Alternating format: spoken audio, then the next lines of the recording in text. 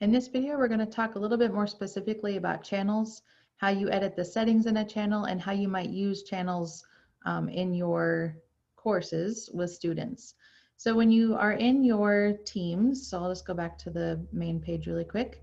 So I'm in my sandbox course. And when I first get in here, I'm on the general channel tab. And we can see across the top that there's some different items here that we'll get into in future videos.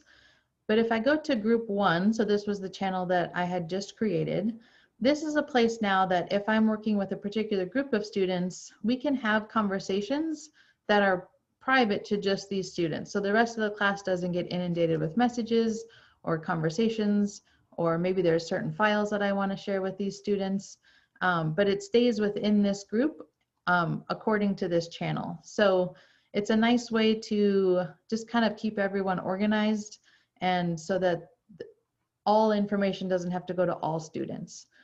So one thing that we can talk about a little bit is how to manage a channel. So if your groups change throughout the year, or if topics you want to kind of limit or see what's available, if we look at the top left-hand side, next to the name, there's the 3 little dots with options, and that's how we added channels.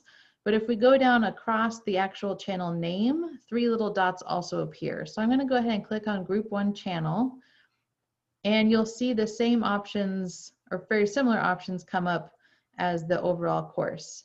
So I can change my channel notifications. If you click on custom, you can see what all of the different options are. So as a teacher, or as the teacher for this group, do I want to see notifications for all new posts? Do I want channel mentions? So notify me each time this channel is mentioned. So as the teacher, you can decide what you want your notification settings to be. I can also go back into those 3 dots. I can hide the channel, but really we can leave the channel. So if students get added maybe on accident, or they're done with a group, maybe they could choose to leave the channel. I can also delete and edit this channel. So if I go to edit, I get back to the boxes where I originally put in some of the content. So if maybe I didn't put a description, but now I want to, I can add that here. But really probably where you're going to spend the most time in channels is managing the channel and adding members.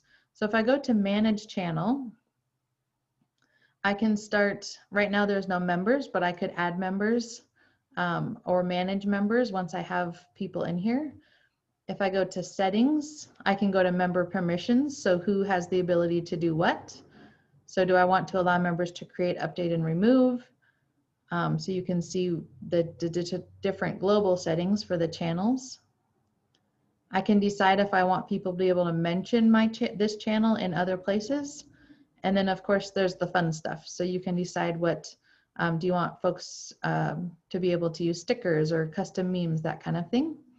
And then the last thing on this tab is analytics. So I can kind of see what is the engagement like for the folks that I have in this channel. Post, replies, mentions, reactions. So a nice way, especially in remote learning, to kind of see who's using what and how often it's being used. So I'm going to go back over to the channel, to the 3 little dots, and go to add members. So when you initially set up a channel, remember that you can add folks there, but if you don't know who those members are yet, you can always go in once the channel is created and add members this way.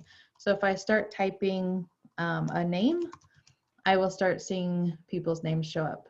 So you'll only use this if it's a channel that's specific to a group. If it's something that's for the whole class to use, you won't need to worry about adding members to the group.